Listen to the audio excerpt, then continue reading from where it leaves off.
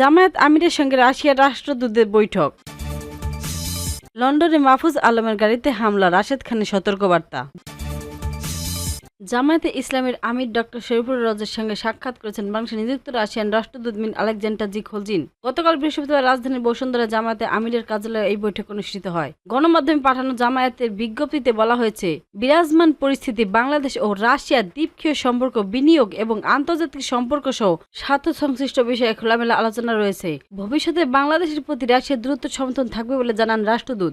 বাংলাদেশে রাশিয়ার বিনিয়োগ বৃদ্ধি পাবে বলে আশা প্রকাশ করা হয় বৈঠকে। অন্যদিকে মস্কোতে অনুষ্ঠিত আন্তর্জাতিক ইসলামের সম্মেলনে যোগ দিতে জামায়াত আমিরকে আমন্ত্রণ জানান রাশিয়ার রাষ্ট্রদূত। বৈঠকে ছিলেন জামায়াতের সেক্রেটারি জেনারেল মিয়া গোলাম পরোয়ার, জামায়াত আমিরের পররাষ্ট্র বিষয়ক উপদেষ্টা ডক্টর মোহাম্মদ মাহমুদুল হাসান।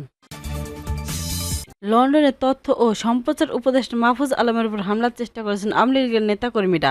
শুক্রবার স্থানীয় সময় সন্ধ্যা 7টার দিকে লন্ডনের সোয়াম বিশ্ববিদ্যালয়ে আয়োজিত একটি সেমিনার থেকে বের হয়ে আসার সময় এ ঘটনা ঘটে। প্রত্যক্ষদর্শীরা জানান, বাংলাদেশের হাইকমিশনের একটি কালো রঙের BMW গাড়ি ক্যাম্পাস থেকে বের হওয়ার সময় আওয়ামী লীগের নেতাকর্মীরা গাড়ির সামনে শুয়ে পড়ার চেষ্টা করেন। এ পর্যায়ে ডিম নিক্ষেপ করেন। তবে পুলিশ দ্রুত হস্তক্ষেপ করে পরিস্থিতি নিয়ন্ত্রণে আনে বলে গাড়িটি নিরাপদে সরিয়ে নেন। বিষয়টি নিয়ে কথা বললেন গণ অধিকার পরিষদের সাধারণ সম্পাদক মোহাম্মদ রাশেদ খান। শনিবার সকাল 10টা11 নিজের ফেসবুক আইডিতে দেওয়া এক পোস্টে তিনি ফাঁসিবাদী বিরোধী শক্তির বিভাজকের সুযোগ আওয়ামী লীগের স্বরূপে ফেরা এবং ভবিষ্যতে এর খেসারত চরমভাবে দিতে হবে বলে সবাইকে সতর্ক করেছেন। রাশেদ খান লিখেছেন, লন্ডনে উপদেষ্টা মাহফুজ আলমের গাড়িতে ডিম নিক্ষেপ করে অপদস্থ করেছেন আওয়ামী লীগের নেতারা। এরা ও এদের দোসরাদের কত বড় ভয়ঙ্কর তা অচিরেই বুঝতে পারবেন। আজ হয়তো মাহফুজ আলম, আগামীকাল আপনি কিংবা আমি। পাশাপাশি তিনি উপদেষ্টা মাহফুজ আলমের উপর আওয়ামী লীগ সন্ত্রাসী ও তাদের দোসরদের এই হামলা তীব্র নিন্দা ও প্রতিবাদ জানান। এরপরে গণ অধিকার পরিষদ নেতা সংখ্যা প্রকাশ করে বলেছেন, অবস্থা দেখে মনে হচ্ছে ফাঁসিবাদী বিরোধী শক্তির বিভাজনের সুযোগ আওয়ামী লীগ স্বরূপে ফিরবে। ক্ষমতার মোহে অন্ধ হয়ে আওয়ামী